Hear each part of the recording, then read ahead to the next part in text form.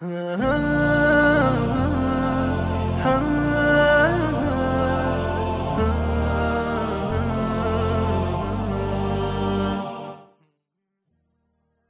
نے ایک مرتبہ کہیں بیان میں یہ بات ذکر کی تھی کہ ہم ایک ڈیجیٹل خانقاہ کھولیں گے. سنا ہوگا آپ لوگوں نے, ڈیجیٹل کہہ لیں یا ٹیکنیکل کہہ لیں. ہوگی وہ خانقاہ مگر ہوگی ذرا ٹیکنیکل قسم کی. تو اس کا پہلا تجربہ الحمدللہ کامیاب ہوا ہے, اللہ کا بڑا فضل ہے. جامعۃ الرشید میں ہم نے 3 دن کی ورکشاپ کروائی ہے. 3 دن کی نہیں, تقریباً 2.25 یا 2.5 دن کی. ابھی مکمل نہیں ہوئی ہے, تھوڑی سی باقی ہے. میں 2 دن سے مسلسل اسی میں مصروف تھا, تو ابھی صرف بیان کے لیے آیا ہوں, پھر واپس جانا ہے. اس میں تقریباً 18 یا 20 کے قریب شرکا تھے, اور اس میں ہمارا شیڈول یہ تھا رات کو 9:30 بجے سونا ہے اور صبح 4 بجے اٹھنا ہے. سمجھ رہے ہیں اچھے بچے کیسے کب سوتے ہیں رات کو؟ ویسے تو رات کو جب آپ 9 بجے سو رہے ہیں تو 10, 11, 12, 1, 2, 5 گھنٹے بہت ہیں. 5 گھنٹے رات سونے کے لیے بہت ہے, تو 2 بجے اٹھنا چاہیے. لیکن یہ بھی سلوک کی پہلی منزل ہے. خانقاہ میں تو 17 منزلوں تک لے کے جاتے ہیں نا, تو یہ ابھی سلوک کی کیا تھی کہ چلو رات کو آپ 9 بجے سو جاؤ, پھر صبح کوئی آپ ٹینشن میں نہ ہو, آپ کو 9:30 بجے سو جاؤ, غم نہ ہو کہ ہمیں کم سلایا گیا ہے, لیکن صبح اٹھ جاؤ اچھے بچوں کی طرح. کتنے بجے؟ تو الحمدللہ تمام شرکا کو ہم نے رات کو بلایا تھا, عشاء سے پہلے کھانا کھلایا, عشاء کے فوراً بعد ہم نے ان کو اچھے بچوں کی طرح. 18 لڑکے تھے, سب ایجوکیٹڈ, کچھ بیٹھے ہوئے, ان کا میں ابھی تھوڑا سا تعارف بھی کرواؤں گا, آپ آ جائیں آگے. یہ دمام سے آئے ہیں ورکشاپ میں شرکت کرنے کے لیے, بیٹھے ابھی میں بلاتا ہوں آپ کو. تو سارے ماشاءاللہ یونیورسٹیوں کے پڑھے لکھے لڑکے, اور اکثریت ان میں دینداروں کی تھی. دینداروں کا مطلب جو گیٹ اپ دینداروں والا, اکثریت کا ایسا تھا. باقی تو کون دیندار ہے کون نہیں ہے اللہ ہی بہتر جانے. اس میں جو شیخ صاحب تھے, ٹھیک ہے, جو پیر صاحب یعنی ہم جو بنے ہوئے تھے وقتی طور پر, میں نے ان کو پہلے بتا دیا کہ 3 دن کے لیے تمہارا پیر و مرشد کون ہے؟ میں ہوں. اس کے بعد بھلے نہ نہیں ہے, کوئی بھی نہیں ہے, فی الحال آپ کا پیر و مرشد کون ہے؟ ایسا ہی کہا تھا نا بھائی پہلے دن. ان کو مغرب کے بعد سب کو بلایا جامعہ میں. مغرب کے بعد سے ہم نے کہا ہمارا کام کیا ہو گیا ہے سٹارٹ. اب 3, 2.5 دن یا 2.25 دن جو بھی بنتے ہیں, اس میں آپ کے پیر و مرشد کون ہے؟ میں نے کہا فی الحال آپ مجھ سے بیعت ہو. عشاء سے پہلے کھانا کھایا, عشاء کے فوراً بعد اچھے بچوں کی طرح. رات کو جلدی سونا صحت کے لیے انتہائی مفید بھی ہے اور انتہائی ضروری بھی ہے. اگر آپ رات کو دیر سے سونے کے عادی ہیں تو آپ پہ شوگر کا حملہ بہت جلدی کسی بھی وقت ہو سکتا ہے, چاہے آپ ساری زندگی کے لیے چینی چھوڑ دیں. شوگر کی بیماری کا بہت بڑا دخل کس سے؟ یہ تو جسمانی نقصان ہوتا ہے. روحانی نقصان کیا ہوتا ہے کہ آپ کے دن کے کاموں کی ساری برکت ختم ہو جاتی ہے. ہم اسی لیے کام نہیں کر پاتے کہ ہم کاموں کا آغاز لیٹ شروع کرتے ہیں, جبکہ حدیث میں آتا ہے رسول اللہ صلی اللہ علیہ وسلم نے ارشاد فرمایا بورک لامتی فی بکورہا, میری امت کی برکت صبح ارلی ان دا مارننگ رکھ دی گئی ہے. بکور کا مطلب صبح نہیں, ارلی, بالکل صبح کا ابتدائی وقت. جب مرغا جو ہے نا, مرغے کو پتہ چل جاتا ہے کہ اب صبح ہو گئی ہے, تو جب بانکیں دینا شروع کر دیتا ہے نا مرغا, اس کا مطلب اب دن کا آغاز یہ فجر سے پہلے ہوتا ہے, صبح کا وقت شروع. سمجھ رہے ہو کہ نہیں سمجھ رہے؟ تو 4 بجے ماشاءاللہ یہ لوگ اٹھے, آدھا گھنٹہ ان کو تہجد کا دیا گیا. آدھے گھنٹے میں تہجد, دعائیں, جو بھی معمولات ہیں وہ کرنے ہیں. میں نے کہا ساری زندگی نہیں کرنا, لیکن فی الحال کر لو, اللہ نے چاہا تو باقی زندگی میں بھی انشاءاللہ عادت. بعض دفعہ شیطان کہتا ہے یار یہ کون ٹینشن ہے تو اتنی, تو بھائی ابھی کر لو, تو اللہ نے چاہا تو انشاءاللہ عادت پڑ جائے گی. تو پھر 4:30 بجے ان کو ہم نے جامعہ کے قریب گراؤنڈ میں بھگایا. 18 لڑکے تھے نا. میرا خیال یہ تھا کہ میں مولوی ہوں تو سب سے سست میں ہوں گا, یہ تو ماشاءاللہ یونیورسٹیوں سے فارغ ہیں, میڈیکل ایک ڈاکٹر بھی ہیں ہمارے پاس, کوئی انجینئر ہے, کوئی ڈاکٹر ہے, کوئی بزنس مین ہے, اور ماشاءاللہ ہیں بھی. اب یہ دیکھ لیں ماشاءاللہ کیسے لال سرخ, پشاور کے ہیں یہ, دمام میں جاب کر رہے تھے, اسپیشل ورک شاپ کے لیے آئے ہیں یہ.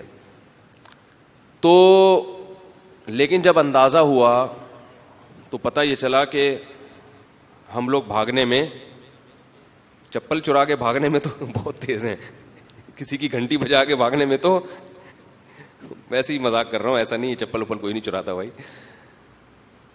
لیکن ہم ویسے جو ہے نا, یعنی اکثر ساتھیوں کی حالت یہ تھی کہ 2-4 قدم چلنے کے بعد ان کا سانس, بولو بھائی, 2-4 ایسا ہی تھا نا. جہاں میں کہیں جھوٹ موٹ بولوں تو بتا دیں کہ یار مولوی صاحب یہ غلط بول رہے ہو, یار ایسا نہیں کرو, گواہ کے طور پر بٹھایا ہوا ہے. 2-4 قدم چلتے تو سانس کیا ہو جاتا, سے اندازہ ہوا کہ معاملہ بہت زیادہ, یار ابھی 30-35 سال آپ کی عمر ہے, آپ صبح 4 بجے جب آکسیجن کا تناسب ہوا میں بہت زیادہ ہوتا ہے, آپ ویسے ہی فریش ہوتے ہو, اس وقت آپ 2 قدم جاگنگ نہیں کر سکتے, تو اس کا مطلب ہے کہ آپ کیا تیر مارو گے دنیا میں بھائی. انسان کچھ بھی کرتا ہے نا, بڑے بڑے کام, اس کے لیے صحت کا اچھا ہونا ضروری ہے. تو مجھے اندازہ ہوا کہ یہ معاملہ بہت زیادہ کیا چل رہا ہے, داڑیاں بھی ہیں ماشاءاللہ, نماز بھی پڑھتے ہیں, یہ تو چل ہی نہیں سکتے. چلو 50 سال کا آدمی ہو, اسے بھاگتے ہوئے تھوڑا سا وہ ہو رہی, تو 30-35 سال کے. تو میں نے ان لوگوں سے کہا کہ بھائی آپ بھاگیں, یہ خانقاہ ہے. اب آپ کہیں گے کس قسم کی خانقاہ ہے یار, خانقاہ میں تو ذکر اللہ ہوتا ہے, اللہ اللہ سکھاتے ہیں. اللہ کے بندو, جیسے نماز روزہ ضروری ہے, مسلمان کو من حیث القوم دنیا میں دین کو غالب کرنے کے لیے, یا اللہ اس کے رسول نے جو ہمیں حقوق بتائے ہیں, جو اللہ اس کے رسول کے حقوق ہیں, ان کو پورا کرنے کے لیے بھی تو کوئی جسم میں اسٹیمنا ہونا چاہیے کہ نہیں چاہیے. یہ جو نبی نے فرمایا المؤمن القوی خیر من المؤمن الضعیف, طاقتور مومن کمزور مومن سے اللہ کو زیادہ محبوب ہے. تو یہ کیوں فرمایا آپ نے؟ اس لیے کہ وہ صحابہ میں اگر یہ قوتیں نہ ہوتی تو روم اور فارس کو فتح کر لیتے. وہ تو ایسے ہی ہوتا بنی اسرائیل کی طرح. موسیٰ علیہ السلام نے بنی اسرائیل کو کہا جاؤ فلاں قوم سے لڑو, تو انہوں نے کہا ہم نہیں لڑ سکتے بھائی, وہ تو بہت بڑا مسئلہ ہے وہاں پہ, ٹھیک ہے نا. اذهب انت وربک فقاتلا, آپ جائیں, آپ کا رب جائے, لڑیں, فتح ہو جائے تو ہمیں بتا دینا, ہم بھی آ جائیں گے پیچھے پیچھے. اور کتنے مواقع تھے, سست آدمی دنیا میں کوئی بھی کام نہیں کر سکتا. پھر ان سے کہا گیا کہ یہ کر لو, گائے ذبح کر لو, یار یہ بڑی ٹینشن والا کام ہے, کس قسم کی ہو, فضول قسم کے سوالات. بنی اسرائیل کو جو بھی کہا جاتا, کوئی بھی آرڈر دیا جاتا, بنی اسرائیل پہلی دفعہ میں وہ کام نہیں کرتے تھے. کیوں؟ غلام تھے. حالانکہ پیغمبروں کی اولادیں تھیں. بنی اسرائیل کس کی اولاد تھی؟ یعقوب علیہ السلام کی اولاد کو بنی اسرائیل کہا جاتا ہے. پیغمبروں کی اولاد ہے, نہ اس سے گائے ذبح ہو رہی ہے, نہ کوئی اور شریعت کا حکم اس پر اس سے عمل ہو رہا ہے. کیوں؟ اس لیے کہ ایک طویل عرصہ تک فرعون کی غلامی میں اس نے زندگی گزاری, تو مینٹل اپروچ غلاموں والی ہو گئی. بس ہمیں بوٹ پالش کرنے پہ لگا دو, ہمیں کوئی مزدوری کا کام دے دو, کوئی تھوڑا سا یہ کر دو, وہ بس اس سے زیادہ نہیں, روٹی مل جائے, کھانا مل جائے, اور کچھ نہیں. تو ٹھیک ہے, دنیا کی محبت کی حد تک تو اتنا ہی ہے کہ روٹی مل جائے, لیکن اللہ نے اور بھی تو کام ہمارے ذمہ لگائے ہیں نا, بڑے بڑے کام.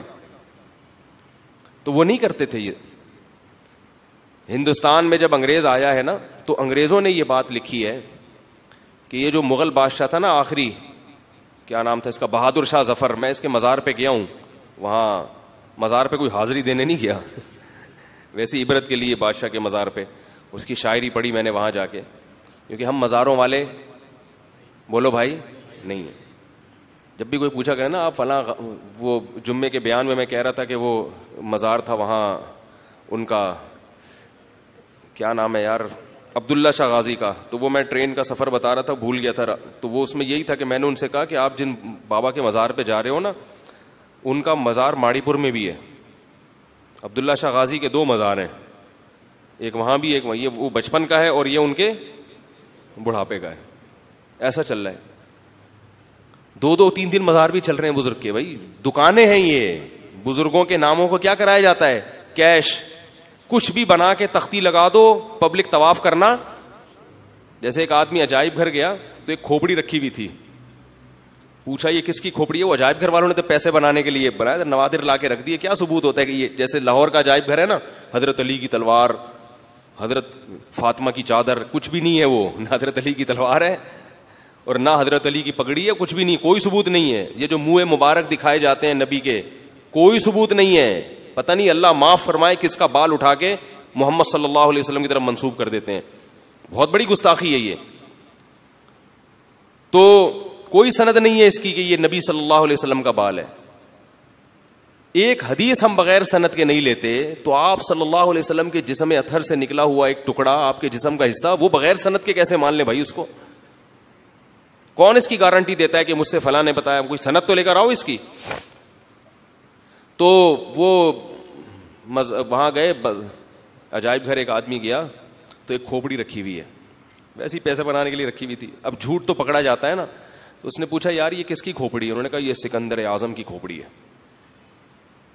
اس نے کہا یار تھوڑی دیر پہلے میں دیکھ کر آیا تھا, ایک چھوٹی سی کھوپڑی تھی, اس کے بارے میں نے ملازم سے پوچھا, اس نے بھی بتایا کہ یہ کس کی ہے, سکندر اعظم کی. اب وہ پھنس گیا. تو اس نے کہا وہ بچپن کی کھوپڑی ہے, یہ ان کے بڑھاپے کی کھوپڑی. ہم نے احتیاطاً دونوں قسم کی کھوپڑیاں جمع کر کے رکھی ہوئی ہیں, بچپن کی بھی ہے اور بڑھاپے کی بھی ہے. تو خیر, تو ان کو ہم نے جو خانقاہ میں جو مریدین تھے نا, ان کو ہم نے صبح 4 بجے بھگایا. کچھ تو بھاگے, کچھ تھوڑا کم بھاگے, کچھ تھوڑا سا بھاگے, کچھ تھوڑا سا سیکھ گئے کہ یہ بھی کوئی دنیا میں کام ہے, ایسا بھی ہمیں کرنا چاہیے. پھر آج دوبارہ بھگایا. اب ورکشاپ تو ختم ہو گئی ہے. ورکشاپ جو تھی نا مغرب میں, ہم نے سارا جو ان کا تھیوریز تھی وہ پڑھا کے ختم کر دی, پریکٹس وغیرہ کروا کے, لیکن ان کو جامعہ میں روک لیا ہے. روکا اس لیے کہ اگرچہ آپ کی چھٹی ہے, مگر آپ آج دوبارہ عشاء سے پہلے کھانا کھائیں گے, عشاء کے بعد آپ فوراً سو جائیں گے, صبح 4 بجے اٹھ کے دوبارہ کیا کریں گے؟ اب میں بھی وہیں جاؤں گا, میں بھی صبح 4 بجے میں وہاں پہنچوں گا. شیخ صاحب نہیں ہو تو پھر فائدہ کیا ہے؟ پیر صاحب سو رہے ہیں خراٹے لے کے, مریدین کیا کر رہے ہیں؟ بھاگ رہے ہیں, کہیں ہمیں مروا رہا ہے. اور میں ایسا شیخ ہوں جو اپنی اصلاح کے لیے یہ کام کر رہا ہوں. ان کو پہلے میں نے بتا دیا کہ میں بھی 17ویں منزل پر نہیں ہوں, میں بھی پہلی منزل پر ہی ہوں. تو مقصد یہ ہے کہ ہم بھی سیکھ لیں گے اس بہانے, آپ کو بھی سکھا دیں گے تو ہم بھی سیکھ لیں گے. تو پہلے ہم نے بتا دیا کہ ہم زیادہ فنٹر گیری کی ضرورت نہیں ہے, ٹھیک ہے, ہم بھی آپ جیسے ہی ہیں, آپ جیسے ہی نالائق ہیں, سب پیر مرید سب ایک جیسے ہیں اس میں. ایسا جب ڈیجیٹل خانقاہ ہے تو پھر اس کے اصول بھی نرالے ہیں نا. عام خانقاہ میں اصول یہ کہ پیر پہنچے ہوئے ہوتے ہیں, مرید وہاں تک پہنچنے کی کوشش کر رہے ہوتے ہیں. ہماری خانقاہ کا اصول ہے کہ پیر بھی نہیں پہنچا ہوا, مرید بھی نہیں پہنچے ہوئے, سب مل کے ایک ہدف تک پہنچنے کی کوشش کر رہے ہیں. ہم نے کہا بھائی ہماری بھی زندگی بھی بکھری ہوئی ہے, تو ہم بھی چاہتے ہیں کہ اس میں کوئی انتظام آ جائے. تو تکرار کے طور پر ہم نے یہ ورکشاپ کروائی ہے کہ ہم بھی انسان بن جائیں, آپ بھی انسان بن جاؤ. تو نہیں بنے تو پھر دوبارہ کوشش کریں گے, پھر کوشش کریں گے. تو کوئی کسی کو جانچنے کی کوشش نہ کرے کون کتنے پانی میں. تبلیغ میں نکلتے ہیں نا بھائی, سب سیکھنے والے ہیں. تو تہجد بھی ہو گئی, صبح کیا ہو گیا ان کا, ورزش بھی ہو گئی, ٹھیک ٹھاک پسینہ نکالا الحمدللہ. اس کے بعد 2-4 ان کو یوگا کی ورزشیں بتائیں جو دماغ کو فریش کرنے کے لیے ضروری ہیں, زیادہ نہیں, 2-4, اس سے دماغ فریش رہتا ہے, تھوڑا سا جسم فٹ فاٹ رہتا ہے. اور پھر ان کا نہائے دھوئے, صاف ستھرے کپڑے پہن کے فجر کی نماز پڑھنے گئے. خدا کی قسم اتنا مزہ آیا کہ مزہ آیا نہیں آیا انہیں سے. صبح کے وقت جو ہے نا ہوا میں آکسیجن کا تناسب بہت زیادہ ہوتا ہے. وہ آپ جب جاگنگ کرتے ہیں یا واکنگ کرتے ہیں, جاگنگ نہ تو چلو تیز واکنگ بھی ہو جائے, تو ذہن اتنا فریش ہوتا ہے. میں نے کسی حکیم کی کتاب میں پڑھا, ایک بہت ماہر حکیم تھے, کہ اتنی انرجی آپ کو ملتی ہے صبح ہوا میں سانس لینے سے جو کئی گھنٹوں کے لیے کافی ہے. اور اس میں حکیم صاحب نے یہ بھی لکھا کہ کئی گھنٹوں کی نیند آپ کو اتنا فریش نہیں کرتی جتنا صبح کی واکنگ فریش کر دیتی, جو ہوا خوری ہے فریش کرتی. ریسرچ ڈاکٹروں کی زیادہ ہے, صحت حکیموں کی اچھی ہے. صحت کے بارے میں معلومات ڈاکٹروں کے پاس زیادہ ہوتی ہیں. کیا خیال ہے بھائی؟ وہ تو ایک حکیم تو چھوڑو ہوتے ہیں, حکیم سے تو معلومات لینے سے پہلے گوگل پہ سرچ کر لیا کرو کہ یہ معلومات لینے کے قابل بھی ہے یا نہیں ہے. ایک نمبر کے پھیکو ہوتے ہیں. اکثر سارے نہیں, کچھ اچھے بھی ہوتے ہیں لیکن اکثر پھینکو. لیکن صحت پھر بھی کس کی اچھی ہوتی ہے؟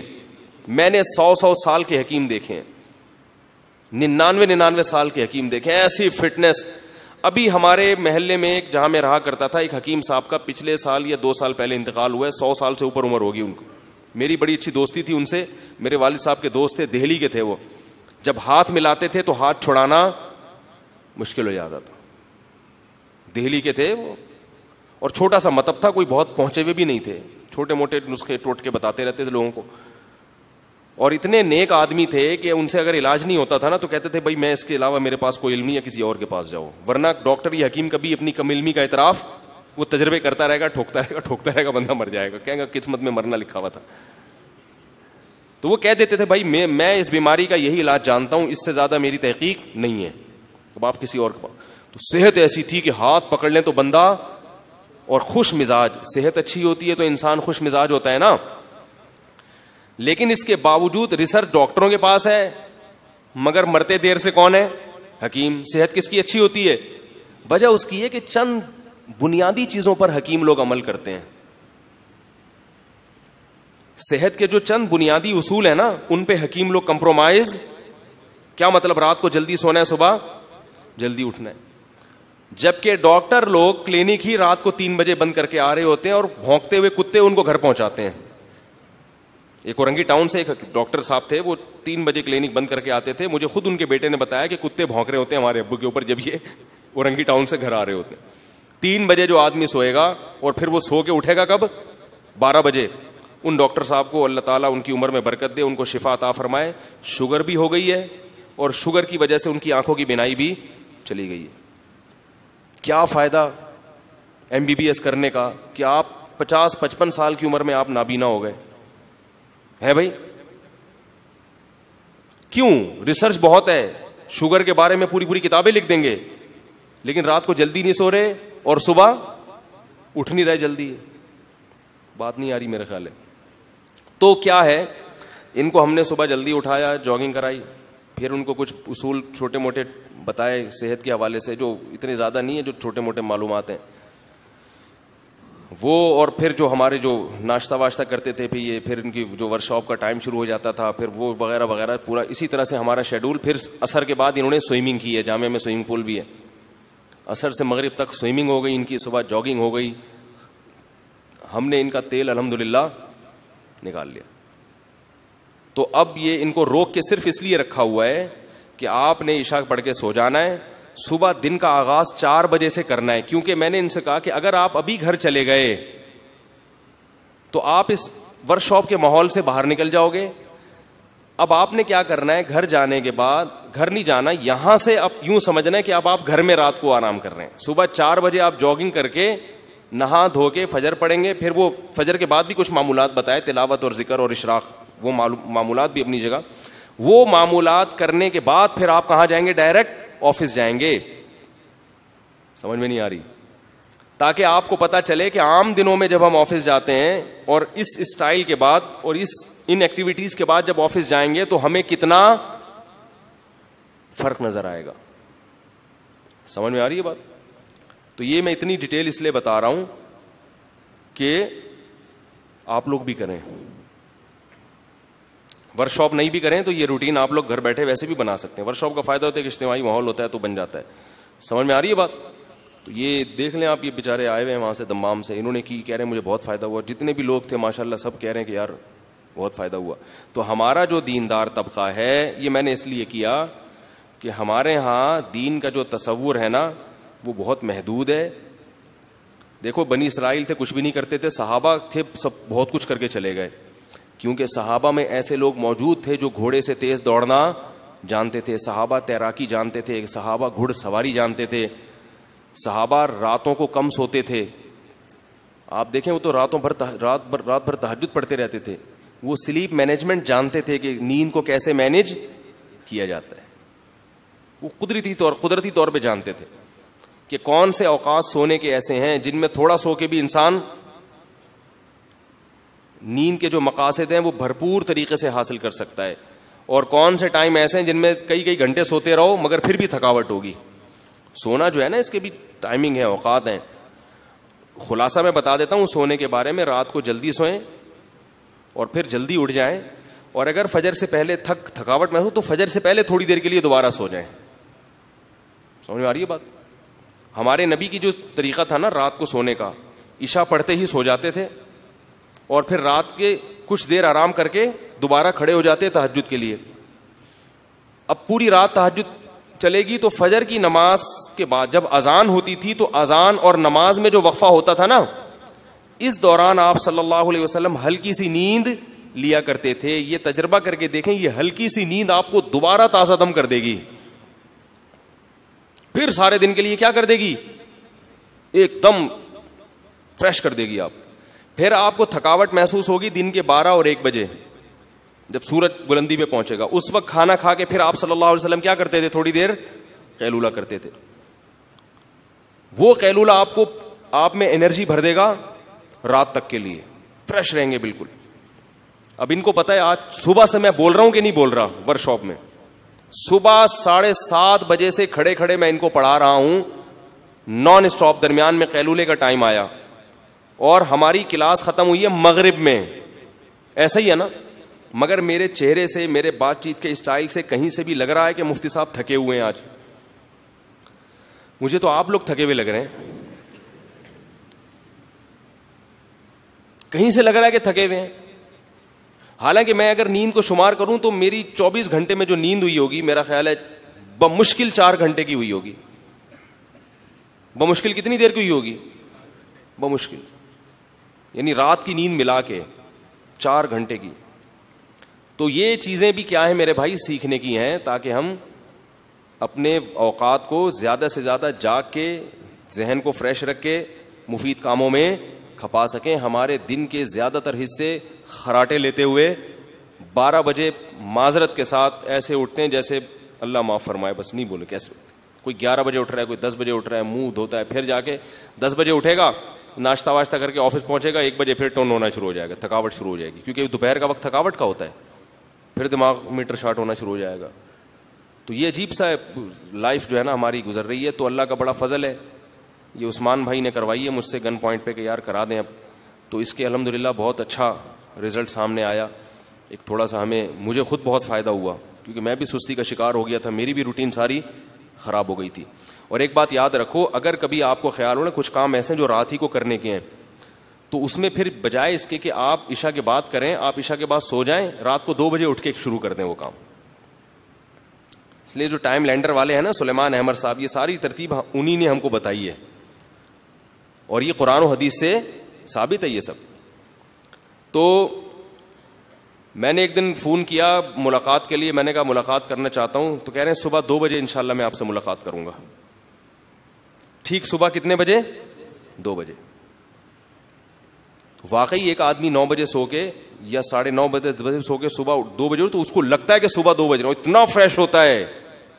اب آپ کے پاس پوری رات تہجد پڑھیں, چاہے اپنا کوئی لیپ ٹاپ لے کے آفس کا کام کر لیں اس میں, اور فجر سے پہلے 5-10 منٹ کے لیے آپ دوبارہ سو جائیں. آ رہی ہے سمجھ میں کہ نہیں آ رہی؟ امیدیں آ رہی ہوگی انشاءاللہ. تو اب میں وہ بیان کرتا ہوں وہ کہاں سے آج چل رہی تھی, قرآن مجید کی آج. یہ اصل بات جو رہ گئی کہ بھائی یہ دیندار کے لیے اس لیے ضروری ہے, ویسے تو بے دین ہو دیندار ہو سب کے لیے ضروری ہے. یہ ایکٹیویٹی پر آپ آئیں گے نا تو خود بخود دین بھی آپ کی زندگی میں آنا شروع ہو جائے گا. جب 4 بجے اٹھ کے ورزش کرو گے تو آدمی کہے گا یار فجر بھی پڑھ لو یار ٹھیک ہے نا, کیا جا رہا ہے. اور میں آپ کو بتا دوں, ایک دن یہ کر کے دیکھیں, مزہ نہ آئے نا تو جتنے پیسے میں نے لیے آپ مجھ سے واپس لے لیں, مزہ بہت آئے گا انشاءاللہ. بہت سارا دن آپ کا اتنا اچھا گزرے گا, آپ کی آنکھوں میں روشنی آپ کو زیادہ محسوس ہوگی. تو یہ دینداروں کے لیے اس لیے ضروری ہے کہ ہمارے ہاں نمازی بھائی, حاجی اور عمرہ کرنے والے سست مشہور ہو گئے ہیں پوری دنیا میں.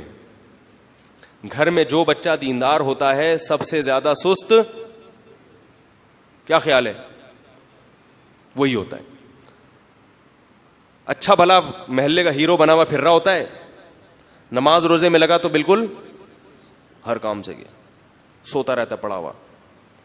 تو اس کو کنٹرول کرنے کی ضرورت ہے, ہم سب کو ہے یہ روٹین. اور یہ غیر مسلم اس طرف آ رہے ہیں. چائنا میں پتہ ہے آپ کو, انہوں نے پوری مہم چلائی, انہوں نے ریسرچ کی کہ کام کے اوقات صبح ہیں. صبح تھوڑے, ان کی یہ ریسرچ ہے میڈیکل, یعنی جو ان کے جو ماہرین ہیں نا وہ بھی یہی کہتے ہیں کہ صبح کے وقت میں کام میں برکت ہوتی ہے. یہ وہ بھی اس کے قائل ہو گئے ہیں. تو چائنا میں پوری ایک مہم چلی تھی ان کی حکومت کی طرف سے کہ قوم کو صبح جلدی اٹھنے کا عادی بناؤ. مہم چلی, اس کے بعد انہوں نے پوری قوم کو صبح جلدی اٹھنے کا عادی بنا دیا. لہذا وہ پورا چائنا, جو لوگ چائنا میں رہتے ہیں وہ جا کے دیکھ لیں, فجر سے پہلے ان کے کام شروع ہو جاتے ہیں. فجر سے پہلے ان کی ایکٹیویٹی شروع ہو جاتی ہیں. یہ گریک کلب ہے نا یہاں سلیمان احمد صاحب کوئی ورکشاپ کروا رہے تھے, تو ہم گئے وہاں پر رہنے 3 دن کے لیے. تو اس کے قریب میں چائنیز آئے ہوئے تھے, غیر مسلم ہے, لیکن ہم یہ دیکھتے تھے کہ وہ فجر سے پہلے اٹھ کے اپنے کام, فجر سے پہلے اٹھ کے ایکسرسائز کرتے ہیں, پھر باقی اپنے کام کا شروع کر دیتے ہیں. تو غیر مسلموں کو یہ چیزیں سمجھ میں آ گئیں. ابھی کسی نے بتایا کہ دبئی میں ایک گورے نے کسی کو کہا, جن کو کہا انہوں نے بتایا کہ مجھ سے گورا کہہ رہا تھا کہ یار تمہارے مذہب میں تو یہ ہے کہ صبح جلدی اٹھنا چاہیے, تو یہ پورا دبئی سوتا کیوں ہے 11 بجے تک؟ یہ تو عرب لوگ ہیں. اس نے کہا ہم جلدی اٹھتے ہیں اور یہ پڑے ہوئے سو رہے ہیں, جبکہ تمہارے مذہب میں تو نبی نے فرمایا بوری کلی امتی فی بکوریہا, اللہ نے میری امت کی برکت صبح کے وقتوں میں رکھی ہے. باقی اس میں بہت سارے اشکالات ہیں. پونی جسے کہا جاتا ہے کہ یار صبح ہم اٹھ کے بیٹھ جائیں گے تو سارا گھر تو سو رہا ہوگا, ہم کیا کریں گے, نہ دکان کھول سکتے ہیں نہ آفس جا سکتے ہیں. تو جب آپ ورکشاپ میں آئیں گے تمام پونیاں آپ کے دلوں سے یہ اشکالات انشاءاللہ نکالیں گے کہ صبح کیا کیا گیا تھا. سمجھ گئے؟